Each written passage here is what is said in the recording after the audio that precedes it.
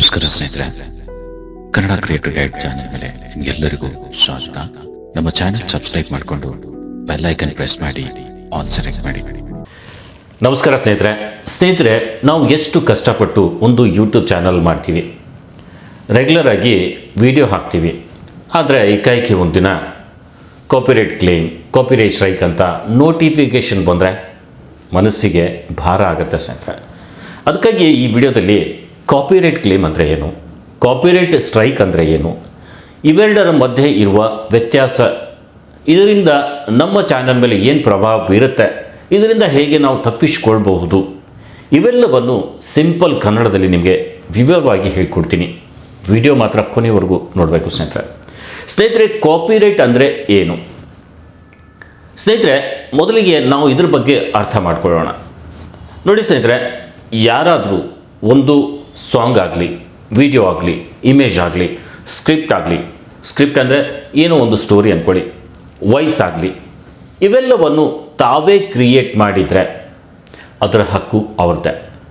ಅದನ್ನು ಅವರ ಅನುಮತಿ ಇಲ್ಲದೆ ನಾವು ಬಳಸಿದರೆ ಅದೇ ಈ ಕಾಪಿರೈಟ್ ವೈಲೇಷನ್.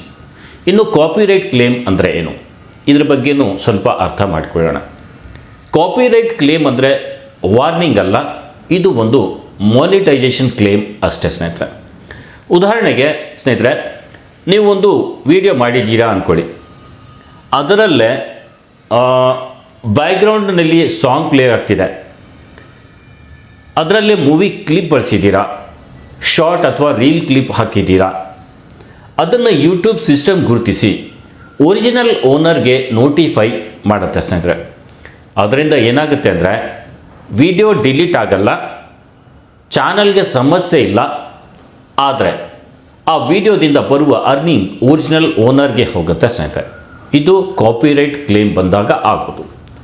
ಕಾಪಿರೈಟ್ ಕ್ಲೇಮ್ ಬಂದಾಗ ಏನು ಪರಿಣಾಮ ಬೀರುತ್ತೆ ಅಂತ ನೋಡೋದಾದರೆ ಸ್ನೇಹಿತರೆ, ಚಾನಲ್ ಮೇಲೆ ವಿಡಿಯೋ ಸೇಫ್ ಆಗಿರುತ್ತೆ, ಚಾನಲ್ ಸೇಫ್ ಆಗಿರುತ್ತೆ, ವ್ಯೂಸ್ಗೆ ಪ್ರಾಬ್ಲಮ್ ಇರಲ್ಲ, ಬಟ್ ಮಾನಿಟೈಸೇಷನ್ ಮಾತ್ರ ನಿಮ್ಮ ಕೈಯಲ್ಲಿರಲ್ಲ.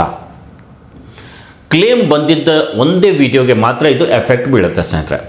ಸೊ ನಾವು ಕಾಪಿರೈಟ್ ಅಂದರೆ ಏನು, ಕಾಪಿರೈಟ್ ಕ್ಲೇಮ್ ಅಂದರೆ ಏನು ಅನ್ನೋದು ತಿಳ್ಕೊಂಡ್ವಿ.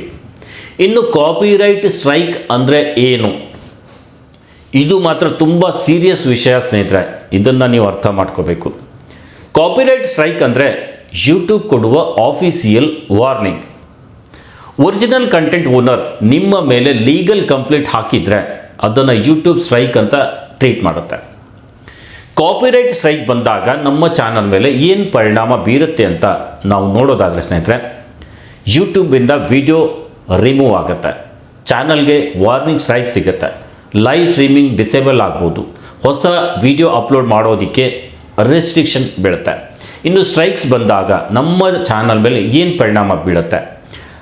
ಮೊದಲ ಸ್ಟ್ರೈಕ್ ಸ್ನೇಹಿತರೆ ವಾರ್ನಿಂಗ್ ಆಗಿರುತ್ತೆ, ಎರಡನೇ ಸ್ಟ್ರೈಕ್ ಬಂದರೆ ಚಾನಲ್ ಡೇಂಜರ್ ಝೋನಲ್ಲಿ ಬಂದು ಬಿಡುತ್ತೆ, ಮೂರನೇ ಸ್ಟ್ರೈಕ್ ಬಂದರೆ ಚಾನಲ್ ಪರ್ಮನೆಂಟ್ಲಿ ಯೂಟ್ಯೂಬಿಂದ ಡಿಲೀಟ್ ಆಗುತ್ತೆ ಸ್ನೇಹಿತರೆ.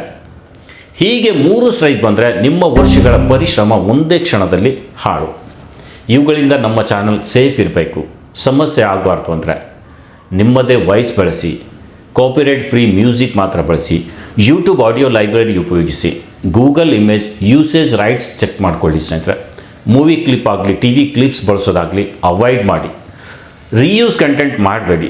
ಸೊ ಆಗ ಸೇಫ್ ನೀವು ಇರ್ಬೋದು. ಇನ್ನು ಕ್ಲೇಮ್ ಬಂದಿದ್ದರೆ ಏನು ಮಾಡಬೇಕು? ಮ್ಯೂಸಿಕ್ ಬಳಸಿದರೆ ಅದನ್ನು ರೀಪ್ಲೇಸ್ ಮಾಡಿ, ಆಡಿಯೋ ಮ್ಯೂಟ್ ಮಾಡಿ, ಕಾಪಿರೈಟ್ ಪಾರ್ಟ್ ಇದ್ದರೆ ಅದನ್ನು ಟ್ರಿಮ್ ಮಾಡಿ, ಕ್ಲೇಮ್ ವ್ಯಾಲಿಡ್ ಇದ್ದರೆ ಅದನ್ನು ಎಕ್ಸೆಪ್ಟ್ ಮಾಡಿ. ಇನ್ನು ಸ್ಟ್ರೈಕ್ ಬಂದಿದ್ದರೆ ತಕ್ಷಣ ಪೇನಿಕ್ ಆಗಿಬಿಡಿ, ಪ್ರಾಪರ್ ಅಪೀಲ್ ಹಾಕಿ ಯೂಟ್ಯೂಬ್ಗೆ ಸ್ನೇಹಿತರೆ. ಸೊ ಸ್ನೇಹಿತರೆ, ಯೂಟ್ಯೂಬ್ ಒಂದು ಲಾಂಗ್ ಟರ್ಮ್ ಜರ್ನಿ, ಒಂದು ತಪ್ಪು ಡಿಸಿಷನ್ ನಮ್ಮ ಎಂಟೈರ್ ಚಾನಲ್ ನಾಶ ಮಾಡ್ಬೋದು. ಅದಕ್ಕೋಸ್ಕರ ಕಾಪಿರೈಟ್ ಬಗ್ಗೆ ತಿಳಿದುಕೊಳ್ಳೋದು, ಸೇಫ್ ಕಂಟೆಂಟ್ ಕ್ರಿಯೇಟ್ ಮಾಡೋದು, ಒರಿಜಿನಲ್ ಕಂಟೆಂಟ್ ಮೇಲೆ ಫೋಕಸ್ ಮಾಡೋದು, ಇವೇ ಯಶಸ್ಸಿನ ಗುಟ್ಟು ಸ್ನೇಹಿತರೆ ಯೂಟ್ಯೂಬ್ ಮೇಲೆ. ವಿಡಿಯೋದಲ್ಲಿ ಕೊಟ್ಟಿರೋ ಮಾಹಿತಿ ಇಷ್ಟ ಆಯಿತು ಅಂತ ಅನ್ಕೋತೀನಿ. ಇಷ್ಟ ಆದರೆ ಲೈಕ್ ಮಾಡಿ, ವಿಡಿಯೋ ಶೇರ್ ಮಾಡಿ, ಹಾಗೆ ಚಾನಲ್ ಕೂಡ ಸಬ್ಸ್ಕ್ರೈಬ್ ಮಾಡ್ಕೊಳ್ಳಿ ಅಂತ ಇವತ್ತಿನ ವಿಡಿಯೋದಲ್ಲಿ ಹೇಳ್ತಾ ಇವತ್ತಿನ ವಿಡಿಯೋ ಇಲ್ಲಿಗೆ ಎಂಡ್ ಮಾಡ್ತಾ ಇದ್ದೀನಿ. ಮತ್ತೆ ಭೇಟಿಯಾಗೋಣ ಒಂದು ಹೊಸ ವಿಡಿಯೋದೊಂದಿಗೆ. ಅಲ್ಲಿವರೆಗೂ ಸ್ನೇಹಿತರೆ, ನಮಸ್ಕಾರ.